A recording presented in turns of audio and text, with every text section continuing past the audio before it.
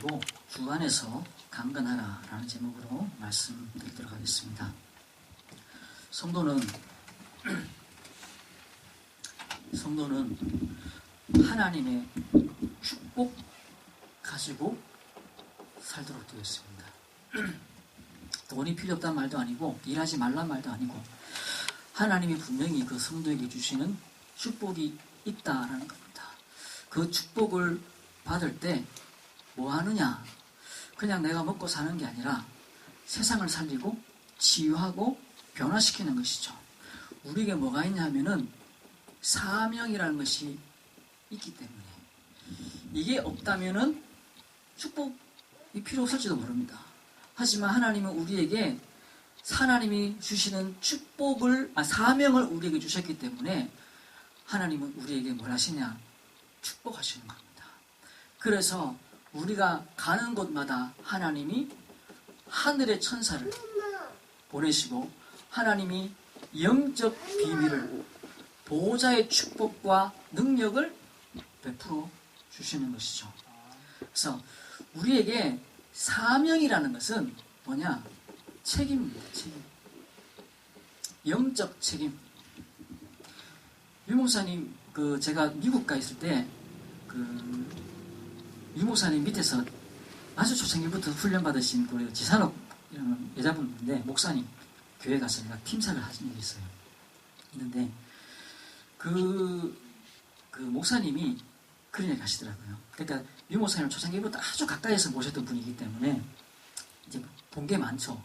그리고 어린 사역도 아주 이렇게 깊이 있게 했고, 이제 같이 이제 사역을 낮에 하고, 밤이 돼가지고 이제 사역을 정리를 하면서 같이 커피숍에서 앉아가 이야기를 하는데, 유 목사님에 대해서 뭘 이야기하냐면은, 누가 책임을 줬다고, 랩런트들에 대한 책임 때문에, 후대들에 대한 책임 때문에, 그리고 그 후대들이 랩런트들이 서야 될 그 미래 현장 때문에, 밤에 잠을 못 자고, 기도하고, 그런다는 거예요. 우리가 내일, 돈 갚을 일이 있거나, 숙제가 있거나, 그럼 잠이 안 와가지고 막 할 일이 있고, 또 낮에 막 화가 날 일이 있으면 밤에 잠이 못 자갖고, 할 일이 있지. 어째, 랩런트들 때문에, 자기 자식 때문에도 아니고, 그냥 우리에게 하나님 주신 그 랩런트들 때문에 밤에 잠을 못 자고, 막 이렇게 애타해 하신다는 거예요. 제가 그 이야기를 이렇게 들으면서, 내가 몰랐던 이야기잖아요. 그냥 늘 메시지로만 이렇게 랩런트, 성교 이렇게 이야기하시지 그것 때문에 본인이 얼마나 이렇게 애타하시고 기도하고 있는지 제가 들어본 적이 없거든요. 근데 그분이 그냥 랩런트 때문에 밤에 잠을 안 주무시고 기도하고 막 가슴에 애통해 하신다는 이야기를 들었어요. 책임이죠. 책임. 근데 누가 지어준 게 아니야. 누가 우리 집 애 좀 맡아주십시오 라고 해갖고 돈 좀 지어주면서 우리 애 좀 맡겨주십시오 이런 것도 아니에요. 우리 애 이번에 서울대 보내주십시오 라고 돈을 갖다가 한 1억 안겨주면서 꼭 보내주십시오 이렇게 하는 건 아니야. 누가 돈 준 것도 아니고 누가 맡긴 것도 아닌데 전 세계에 있는 랩런트들을 위해서 그런 책임감을 딱 가지고 계십니다. 그러니까 하나님이 주의 군대를 동원하실 수밖에 없고 하나님이 영적 비밀을 일으키실 수밖에 없는 거예요.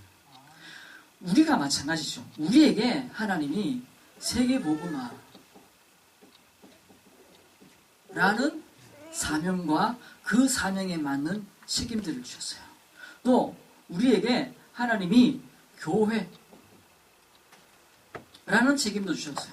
또 내게 허락하신 그 현장 이 부분에 대해서 하나님이 우리에게 책임이라는 것을 주셨어요. 그리고 거기에 하나님이 사명이라는 것을 주셨습니다. 그걸 가지고 내가 하나님 앞에서 기도하고 하나님 앞에서 내가 이걸 이루기 위해서 몸부림치고 우리의 산업과 우리의 교회와 우리의 어떤 인생을 두고서 걸고 달려가는 것이죠. 그러니까 하나님이 여기다가 축복할 수밖에 없는 겁니다. 이 책임이 없으면요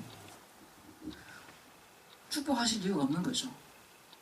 그러니까 우리는 몰라서 그렇지 하나님이 우리를 부르실 때부터 그 사명이 주어져 있는 겁니다. 나도 모르게 내 과거의 상처와 아픔들이 존재하고요. 또 내가 성장했던 것들이 있고요. 우리 환경이 있고요. 그 속에 하나님이 맡기고자 하시는 사명과 계획들이 들어있는데 우리가 발견하지 못하는 겁니다. 그 직장에 가도 다 책임이 있어요. 근데 책임 없는 사람이 있습니다. 뭐냐? 임시직입니다. 하루 와서 일을 하거나 혹은 1년을 와서 일을 하거나 한 달 와서 일을 하는 사람에게는요, 그렇게 책임을 물릴 수가 없어요. 그러니까 그 사람한테는 위에 책임자가 따로 있습니다. 그 사람이 실수하면은 책임 누가 오냐? 그 위에 있는 사람이 물어요. 그게 책임이라는 겁니다. 살림을 하나 살아도, 설거지를 하나 해도 그냥 어쩌다 한번 가고 하는 거하고 이걸 맡아서 하는 사람하고는 다를 수밖에 없어요. 우리가 하나님 앞에서 이 책임, 내가 무엇을 가지고 서 있느냐 하는 게 중요한 것이죠. 그걸 가지고 사명이라고. 그러니까 하나님이 주신 것이니까 천명인 것이죠. 그거 천명을 나에게 주셨으니까 사명이 됩니다. 소명이 되는 겁니다. 그러니까 그 위에 우리가 서 있고 그 위에 내가 가 있는 것이죠. 그러니까 직장에서 그냥 일반적인 일을 해도요, 이렇게 정신 문제가 오거나 뭐 어떤 개인의 심리적인 문제가 오면은 그 책임에 대해서 굉장히 힘들어하고 어려워해요.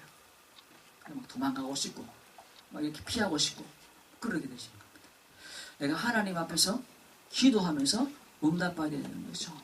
그러니까 그 일을 두고서, 그 사명을 두고서 우리는 뭐하냐? 싸움을 벌이는데 세상 싸움들이 있습니다. 세상 싸움. 세상에서 싸우는 것이죠. 그게 뭐냐? 욕심에 대한, 강함에 대한 욕구입니다. 내가 강해져야지. 그죠? 그러니까 이게 돈 자랑하고, 외모 자랑하고, 옷 자랑하고, 지식 자랑하고, 이게 인생이라. 그러니까 내가 뭐, 무슨 차를 타고 다닌다. 이게 막 모든 것이고. 골프를 같이 치러 갔는데, 그 골프 채가, 유명한 프로 선수가 치는 채가 똑같은 거라. 그러면 자기도 그 똑같이 될 줄 알고, 그러면서 그런 걸 자랑하고 있고. 또, 뭘 아는 척하고 자랑하고 싶어 하는 거예요. 이런 것들이요, 내가 강하다, 내가 똑똑하다, 라는 거죠. 이 싸움이 어디서 시작되었냐? 창세기 3장입니다. 아담과 하와가 사실은 이 육신의 싸움, 세상의 싸움 하도록 창조되어진 것이 아니라 영적인 축복과 비밀을 누리도록 하나님이 만드셨고 부르셨고 세우셨는데 그것을 잊어버린 게 뭐냐? 선악과를 따먹고 난 것부터 그래요.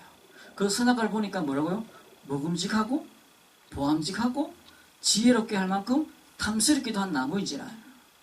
그래서 하와가 먹고 그 남편 아담에게도 주어서 같이 먹어버렸어요. 그러고 나니까 뭡니까? 육신의 눈이 열려버렸어요. 선악을 아는 그런 축복을 누리고 하나님과 같은 그런 존재가 될 줄 알았는데 그렇게 되지 못하고 육신의 눈. 그래서 뭐가 문제가 발견되기 시작한 거예요. 문제가 뭐죠? 그들에게 뭐죠? 보셨음이 깨달아지는 거예요. 발견되지는 겁니다. 지금도 마찬가지죠. 돈이 없구나, 뭐 못생겼구나, 뭐가 어떻구나, 육신적인 한계와 모자람들이 자꾸 눈이 열리기 시작하는 겁니다. 사람 만나고 나니까 아이고 내가 학교를 더 나왔어야 되는데, 또 사람 만나고 나니까요 그 사람이 하는 자랑 때문에 내가 막 주눅 들고 내가 무력해지고 내가 초라해지고 막 그래 되는 거죠. 사람 만나는데 자꾸 육신의 눈이 열려지는 거예요. 이러니까 뭐 하게 되죠? 점점 자존감도 무너지고 점점 생각도 무너지게 되는 겁니다. 우울해지고 무력해지고 내면 세계가 힘을 점점 잃어버리는 겁니다. 잃어버리는 것이죠. 당연히 영적 죽음이 가져온 결과인 것입니다. 그 내면 세계가 무너지고요. 그리고 육신적인 힘이, 육신의 눈이죠. 육신적인 힘이 점점 잃어버리는 겁니다. 그러니까 육신적 싸움을 자꾸 하게 됩니다. 육신적 싸움을 자꾸 하게 돼요. 이스라엘 백성들이 출애굽해가지고 출애굽할 때는 400년 동안 노예 생활을 하다가 출애굽을 하니까 너무 좋았겠죠. 그런데 딱 나가자마자 홍해 앞에 이르렀습니다. 홍해 앞에 이르자마자 뭐 하기 시작하죠? 원망하기 시작하는 겁니다. 원망. 내가 이럴 줄 알았다. 우리를 갖다가 그 애굽 땅에서는 무덤이 없어가지고 우리를 불러내가 여기서 죽이려고 지금 여기 불러내냐? 원래 거기 있었으면 훨씬 고기도 많이 먹고 뭘 잘했을 텐데 왜 여기를 불러내냐? 그래서 원망하고 막 그러는 가운데 모세가 그 홍해를 가르죠. 막 또 건너갑니다. 그 건너가갖고 막 찬양 막 합니다. 막 조금 또 한 일주일 지나가고 마냥 배가 고프네. 물이 없네. 그러니까 물이 없다는 것 때문에 또 원망하고 배고프다는 것 때문에 또 원망하고 그래서 하나님이 만나를 내리시는데 만나 먹다 보니까 우리는 고기 못 먹나고 고기 없다고 원망하고 맞아? 계속 끊임없이 원망하는 겁니다. 그러면서 타인의 자랑 앞에 우리가 자꾸 초라해지는 거예요. 초라해지는 거예요. 이게 세상 싸움입니다. 그래서 경쟁해서 이겨야 되는 싸움들 속으로 자꾸 들어가는 거예요. 성도는 뭐라고요? 하나님이 원래 부르실 때부터 주신 사명과 계획을 쫓아가는 거예요. 내가 저 사람이 입고 있는 저 옷이 부러워서 싸움하기 시작하면은 계속 열등감이에요. 저 사람이 타고 다니는 저 차가 부러워서 싸움하기 시작하면은 계속 열등감이에요. 그게 아니죠. 하나님이 원래 부르실 때부터 주신 계획과 사명 속에 딱 들어가요. 그게 발견되지 돼요. 그러니까 다른 사람 쳐다보면서 부러워하거나 다른 사람 쳐다보면서 내가 따라가야 될 이거 하나도 없어요. 하나님이 내게 주신 축복과 계획 쫓아가는 것이죠. 장훈이라는 선수가 있었습니다. 한국 사람인데 일본에 가가지고 프로야구 선수를 했어요. 너무 홈런 왕이고 타격 왕이었어요. 그래서 이 사람에게 기자가 가가지고 물었습니다. 혹시 귀화할 생각이 없냐? 일본인도 귀화할 생각이 없냐? 그때 기자들 앞에서 카메라 앞에서 이 사람이 했는 이야기가 뭐냐면 나는 한국 사람입니다.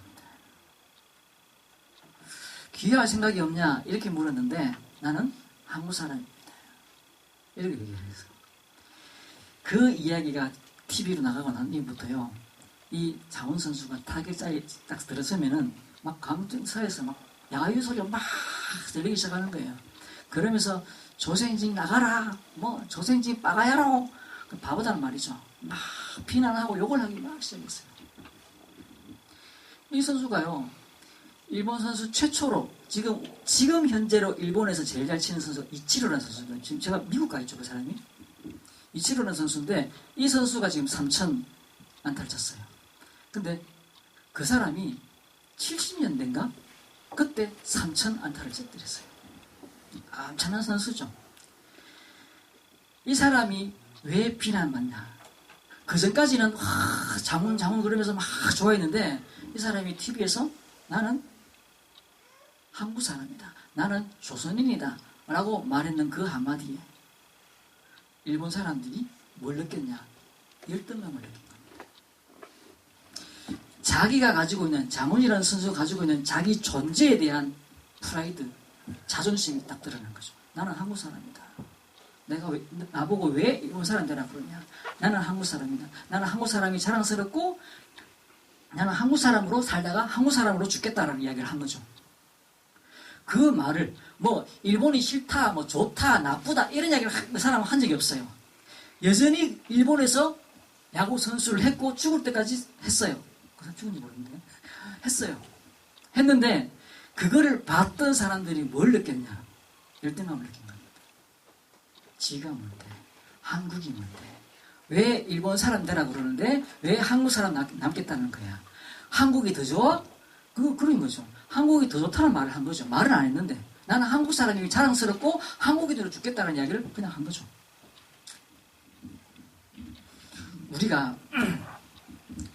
하나님이 내게 주신 그 신분, 하나님이 만드신 나, 하나님이 나에게 주신 것, 하나님이 나에게 주신 그 현장에 대한 확인과 확신이 없으면요, 끊임없이 이거 해야 돼요. 그러면서 끊임없이 열등감과 싸워야 되고 부족함과 싸워야 되고 끊임없이 누군가를 짓밟거나 아니면 짓밟혀야 되는 것이죠. 그래서 지금 하는 게 뭡니까? 있는 사람들이 갑자기 돈 저만 있고 저만한 위치에 있으면은 그 가정부 하나 그 집에서 다독 끓이지 못하나? 그 돈 주면 얼마 준다고? 그 얼마 준다고 그걸 갖다가 갑질하고 싶어갖고 막 고함을 지르고. 혹시 그 TV 보셨습니까? 그 지금 나온 건 아니고 얼마 전에 나왔죠?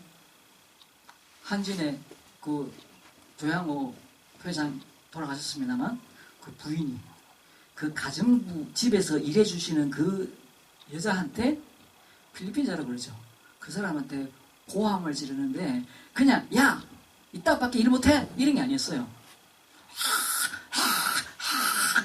막 이 안에서부터 막 끌어나오는 분노가 막 그 필리핀에서 한국의 남의 집에 와갖고 일해주고 있는 여자분은 얼마나 약한 사람입니까? 그 사람 앞에 이 사람이 우리나라에서는 뭐 가지고 싶으면 다 가지고, 우리나라 말고 전 세계적으로 이 사람 뒤에 드러나는 게 뭡니까? 외국에서 가지고 싶으면 막 물건 다 가져들어가지고 그런 게 다 드러나죠. 그렇게 할 수 있는 그 사람이 뭐가 부족해서? 부족한 거죠. 가지면 가지는 것만큼 계속 허무하고 허탈하고 부족하고 궁핍하고, 그래서 거기에 막 몰려있는 것입니다. 뭘 찾아야 되나? 하나님이 만드신 나를 찾아야 되는 겁니다. 저도요, 주변에 이제 경쟁해야 될 대상들이 있잖아요. 평신도하고 경쟁 안 하잖아요. 목사님들하고 경쟁하잖아요. 그러면 나보다 잘하는 것 같아 보이는, 설교를 잘하는 것 같아 보이는, 사역을 잘하는 것 같아 보이는 목사님들이 계세요. 그럴 때마다 때로는 나 뭐하지? 이런 생각이 들 때가 있어요. 근데요, 그때는 뭐 할 때냐? 하나님이 만드신 나를 잊어버릴 때입니다. 하나님이 나를 서울로 안 보내시고 고령으로 보내셔서, 하나님이 나를 일본으로 안 보내시고 미국으로 안 보내시고 고령으로 보내신 그 계획과 뜻을 이루는 것이 내게 주신 사명인 것이지, 제가 사실 미국 갈 일도 있었고, 미국에 목사로 갈 일도 있었고, 일본에 갈 일도 있었어요. 서울에 갈 일도 있었어요.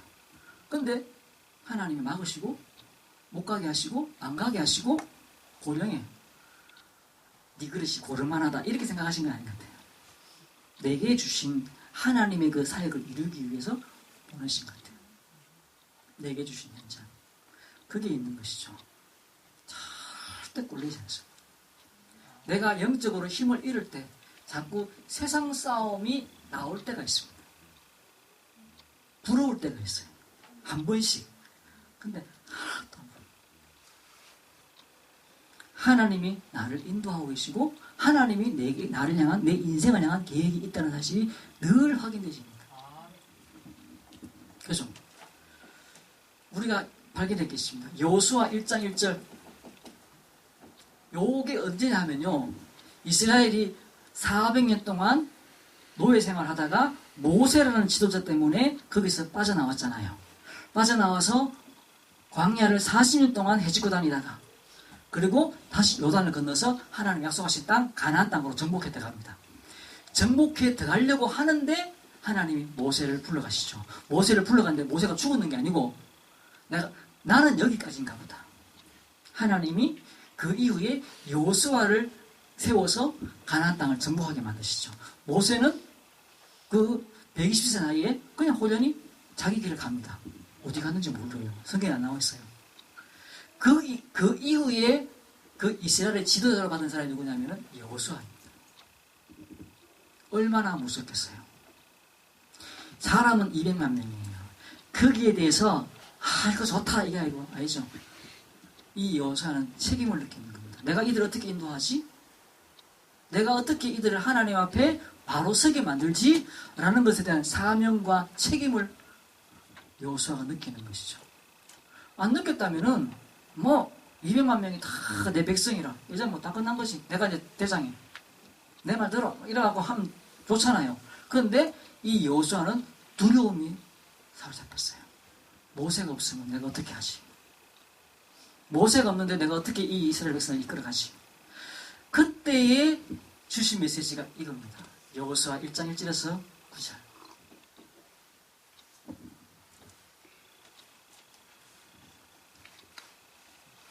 내가 모세와 함께 있던 같이 내가 너에게 다 주었다. 여호수아에게 바뀐 게 뭐죠? 그전에는 모세의 종으로 있다가 모세의 제자로 있다가 이제는 이 여호수아가 책임자로 딱 서렸습니다. 그래서 하나님이 뭘 하시죠? 하나님이 주시는 축복 속으로 들어가게 만드는 겁니다. 내가 네게 다 주었다. 그리고 평생 너를 당할 자 없게 하겠다. 뭐라고 말하냐면요. 모세와 함께 있던 것 같이 맞지? 너 내가 모세와 함께 하고 있는 걸 봤지? 내가 모세와 함께 있던 것 같이 내가 너와 함께 하겠다. 너를 당할 자 없게 하겠다. 그러면서 뭐냐면 마음을 담대하기라. 극히 담대하기라. 그러면서 그 위에 내가 네게 명한 것이 아니냐. 뭐라고요? 내가 네게 명한 것이 아니냐? 뭐라고? 강해라. 담대해라. 강하라. 담대해라. 저는 이렇게 설교보지 않았습니다만 성경에 기도해라, 사랑해라 이런 말은 그렇게 많이 안 나와요. 두려워하지 마라. 그 뉘앙스, 그러니까 뭐 담대해라 이런 이야기죠. 이게 366번 나온답니다. 학자들이 그렇게 설명하고 강의 줬어요. 강해라. 담대해라. 이게 하나님이 뭐라고 했냐면 내가 네게 명한 것이 아니냐. 명령. 오늘 우리가 읽는 본문에도 나오는 게 뭐냐면요. 주 안에서와 그 힘의 능력으로 그 힘의 능력으로 뭐라고요? 강건해라. 이걸 위에 여호수아에게 했는 그 말의 뉘앙스도 이게 수동 명령형입니다. 이게 조금 꼬리한 말인데 수동 명령형. 이게 무슨 말이냐면요. 네가 강하게 열심히 해라 이 말이 아니고 강해질 것이다. 내가 너를 강하게 만들었다. 이런 의미예요. 35억짜리 로또 복권에 당첨을 내가 합니까? 당첨이 됩니까? 당첨이 되는 거거든요. 아무리 열심히 해도 로또는 내가 당첨시킬 수가 없어요. 그 누구도 시킬 수가 없어요. 대통령이 와도 안 되고 장군이 와도 안 되고 그 어떤 사람이 와도 로또를 당첨시킬 수 있는 사람은 없어요. 로또는 당첨이 되는 겁니다. 그게 수동이라는 말입니다. 수동. 여기에 써있는 말의 의미가 그런 의미예요. 수동 명령형입니다. 되는 건데 내가 해라 이 말입니다. 그러니까 우리가 하면 되게 하겠다라는 뜻입니다. 되게 하겠다. 또 더 정확한 의미로는요. 되게 했다라는 말입니다. 이미 지나간 이야기. 했더니 과거형입니다. 내가 너를 강하게 하겠다라는 말이 아니라 내가 너를 강하게 했다. 여호수아에게 주신 하나님의 명령입니다. 너는 강해졌다. 이 사람들 사이에서 쓰일 수 있는 단어가 아니에요. 그래서 이 히브리어가 가지고 있는 단어의 특징들이 그래요. 그래서 그 히브리어를 정확하게 한국말로 번역이 불가능한 단어들이 많아요. 왜냐면 이런 단어가 없거든요. 수동 명령형. 내가 당하는 건데 네가 해라 이거예요. 로또가 당첨되는 건데 되기 때문에 사서 끌어야 되죠. 그죠? 사야 돼요. 사야 되고 거기에다가 뭔가 색칠을 모르겠는데 한번 해보고 싶은데 사가지고 거기에다가 색칠을 해가지고 집어넣는 거죠. 될 거기 때문에 되기 때문에 하는 겁니다. 그게 수동명령입니다. 이미 그거는 여호수아가 믿음이라는 것이 같이 포함되기 때문에 가능한 이야기예요. 안 믿어지면 될 수 없는 거죠. 이미 하나님 내게 그렇게 하셨구나. 능력을 주셨구나. 능력을 줘가지고 내 막 팔뚝에 막 근육이 막 오르고 막 다리가 길어지고 막 이렇게 됐으면은 뭐가 되는 것 같다 이렇게 생각할 텐데 모양은 똑같아. 근육이 더 굵어지거나 뭐 얼굴에 생김새가 달라지거나 콧대가 더 높아지거나 눈이 더 커지거나 이런 일이 없어요. 그런데 하나님이 내가 너를 강하게 했다. 그렇게 명령하신 겁니다. 그래서 오늘 본문에도 뭐라고 하냐면 주 안에서 그리고 그 힘의 능력으로. 이 말도 참 재밌는 게요. 10절 보이시죠? 끝으로 10절 제가 다시 아까 못 읽었네요. 끝으로 너희가 주 안에서와 그 힘의 능력으로 강건하여지고 주 안에서 힘이 있단 말이 아니에요. 주 안에서와 그러니까 주 안에서 강건해져라. 그 힘의 능력으로 강건해져라. 두 말인데 이걸 합쳐놓은 겁니다. 주 안에서와 그 힘의 능력으로 강건해져라. 3번 에베소서 6장 왜 그렇습니까? 강해져야 되는 이유가 뭐죠? 마귀의 계계 때문에 그렇습니다. 마귀의 계계 때문에 이 마귀의 계계에 능히 대적하기 위해서 마귀의 계계에 능히 대적하기 위해서 강해져야 되는 겁니다. 우리가 세상 사람, 세상 싸움, 육신 싸움을 하기 위해서 강해지는 것이 아니라 영적 싸움, 그 두려움과 싸우고 혼란과 싸우고 이 시대의 영적 상태와 싸워야 되기 때문에 강건해져라 이야기입니다. 마귀의 계계를 능히 대적하기 위해서 해라. 그래서 우리의 씨름은 혈과 육에 대한 것이 아니라 정사와 권세와 이 세상 주관자들과 하늘에 있는 악의 영들을 상대함이라.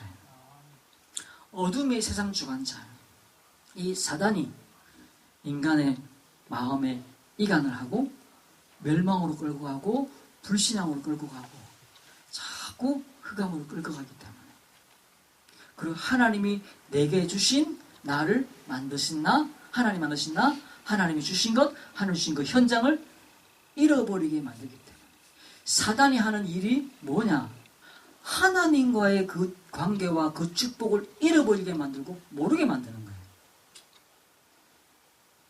하나님 안에 있으면 되는구나 라는 사실에서 아는 것이죠. 그 비밀 속에. 그리고 뒤에 보면 뭐라고 하냐 악한 날에 너희가 다 행한 후에 능히 서기 위함이라. 세계보고만 하고 뭐하고 다 했는데 내가 무너져 버리고 내가 실패해 버리면 뭐합니까? 그죠? 나라를 위해서 충성하고 봉사하고 다 했는데 그 사람 마지막에 음란에 빠져버리고 그 사람 마지막에 마약에 빠져버리고 그러면 무슨 소용이 있는 거예요? 그죠?